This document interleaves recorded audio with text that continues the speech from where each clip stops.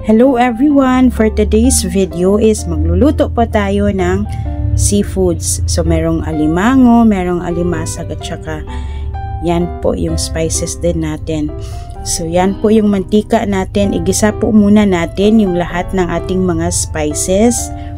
Yung lahat ng ano po. Yan. Yung garlic, yung ginger, onion, at saka yung kamatis. So, gisa lang natin muna yan lahat. And then after yan, yung spring onions natin. So, gisa lang muna natin lahat yan, ang ating mga spices. Then, add po tayo ng konting seasoning dyan para po may lasa at mas masarap po yung ating lulutuin. So, konting ano lang seasoning. Tapos, hanguin po natin yung iba na mga ginisa natin na mga spices yan. Para po before natin ilunod yung ating seafoods or ating mga ano. So, yan na po. Nag-isa. Lunod na po natin yung ating seafoods and yung iba't ibang ano yung merong shrimp, merong alimasag, merong mga liliit na isda. Pero yung maliliit na isda is mamaya na po yan. Nasa iba.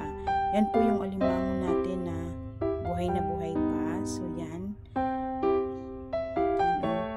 Yung alimango. And then, gisa lang po natin yan. Mix lang natin sa ating mga spices para mas masarap po ang ating niluluto. So yan. So, pagkatapos niyan, maglagay po tayo ng i-add po natin yung ating spices kanina na kinuha. And then, meron din akong ilagay na siling haba. Kasi hindi ko po siya ginisa kasi ayaw po namin ng maanghang. So, yan po. Lagay tayo ng konting salt. Dapat konti lang kasi yung seafood is maalat na po siya. So, konting seasoning din yan.